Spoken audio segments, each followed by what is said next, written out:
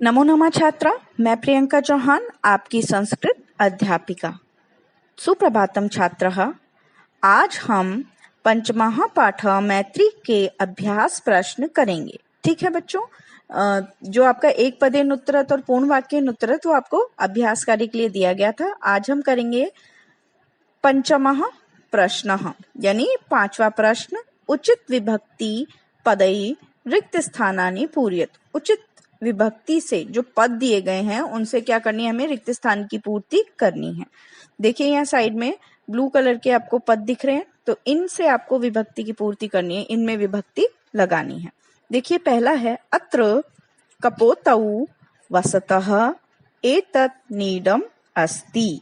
यहाँ पर द्वि शब्द दिया गया है। अब यहाँ पर क्या आएगा, पहले हम इसका हिंदी अर्थ करके देखें तो अत्र मतलब यहाँ, कपोतौ यानी द्विवचन हुआ, कपोतौ वसत यहाँ दो कबूतर रहते हैं, एतत् नीडम अस्ति यह इनका क्या है, घोंसला है, इनका घोंसला है, एतत् इनका घोंसला है, तो द्वि आएगा। तो काके की कौन सी विभक्ति का चिन्ह है काके की, षष्ठी विभक्ति। षष्ठी विभक्ति। अब हम द्विसंख्या के शब्द रूप देखेंगे तो क्या बनेगा, द्विवचन में द्वयोः। क्या बनेगा, द्वयोः। देखिए यहाँ पर जो दिया गया है रूप क्या बनेगा, द्वयोः। ठीक है, तो ये दो उनका घोंसला है। ठीक है, दूसरा देखिए ग्रीष्मे सरोवरः शुष्कः अभवत्। अब यहाँ ब्रैकेट में लिखा गया है आगत, आगत यानी आना। ग्रीष्मे सरोवरः शुष्कः अभवत्, तो ग्रीष्म के आने पर सरोवर सूख जाता है। ठीक है, आने पर, में पर मैंने आपको बताया था सप्तमी विभक्ति, तो यहाँ ग्रीष्म यानी सप्तमी विभक्ति, तो आगते आने पर है ना, पर जो चिन्ह है वो है सप्तमी विभक्ति का, तो क्या बनेगा, आगते। ग्रीष्मे आगते सरोवर शुष्कः अभवत्। ठीक है, यहाँ पर सप्तमी विभक्ति। चलिए नेक्स्ट देखिए, माता शिशुम पालयति। अब ब्रैकेट में दिया गया है स्नेह, कि माता शिशु को पालती है, स्नेह यानी प्रेम से, प्रेम पूर्वक। ठीक है, प्रेम से माता शिशु को प्रेम से पालती है।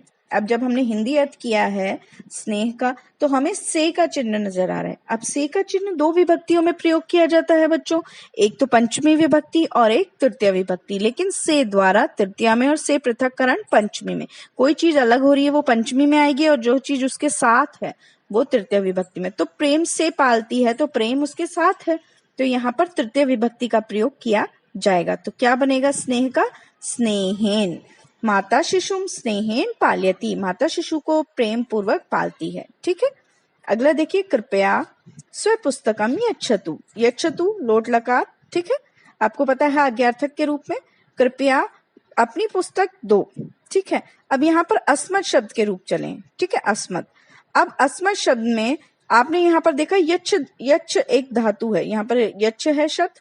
यच्छ यानी क्या होता है, देना, और यच्छ के योग में हमेशा कौन सी विभक्ति का प्रयोग होता है, चतुर्थी, है ना। सभी विभक्ति मैंने आपको करा दी है, तो चतुर्थी विभक्ति का प्रयोग यच्छ में होता है, तो यहाँ पर क्या लगेगी, क्रिया जो होगी वो चतुर्थी। तो यहाँ पर ये देखिए अस्मत् शब्द के रूप चतुर्थी विभक्ति में क्या बन रहा है, बताइए, मह्यम। तो यहाँ पर क्या आएगा, मह्यम यानी मुझे, कृपया मुझे अपनी पुस्तक दो। ठीक है, नेक्स्ट देखिए पांचवा, अहम मंजूषाम अरचयम। मैंने अपनी मंजूषा रची, किससे रची, अब ब्रैकेट में देखिए कास्ट, कास्ट मतलब लकड़ी।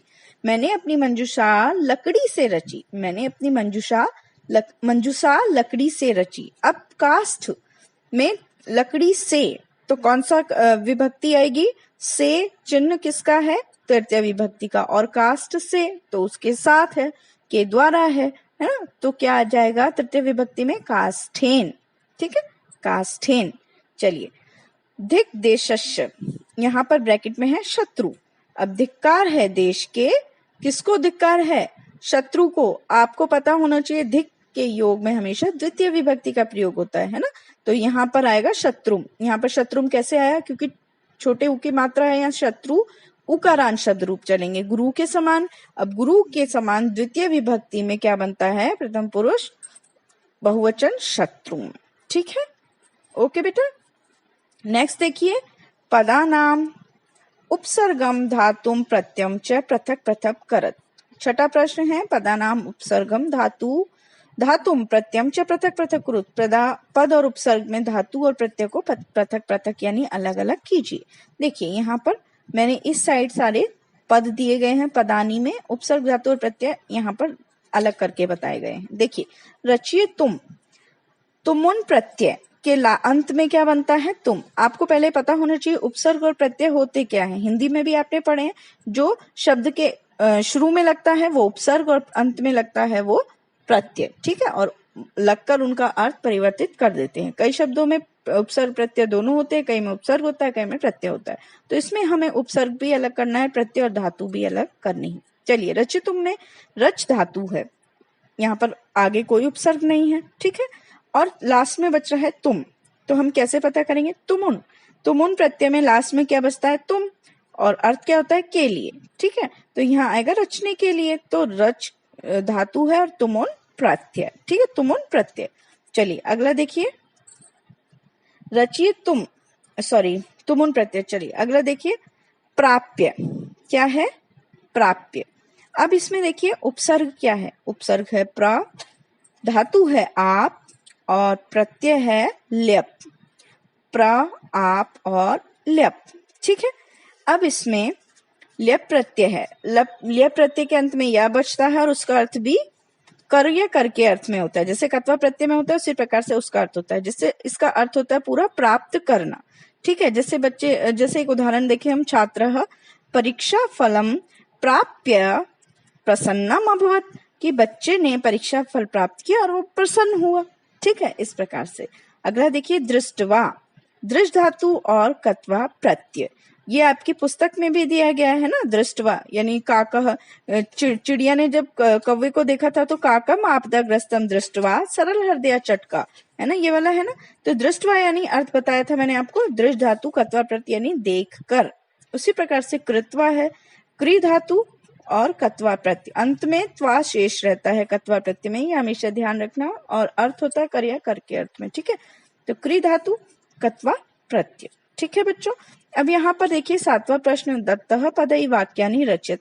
अब इन पदों से आपको वाक्य की रचना करनी है, ठीक है।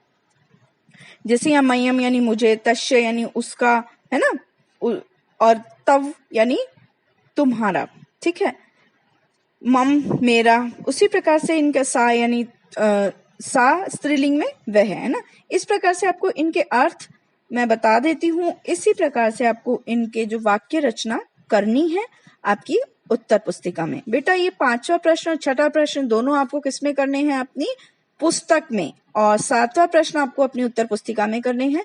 जब आप पाठ में देखेंगे तो आपको बहुत सारे आपको वाक्य मिलेंगे इन शब्दों से रिलेटेड जो भी हैं। जैसे मय्यम है तो मय्यम दिन द्वाय शरणम यच्छ, ये वाला है।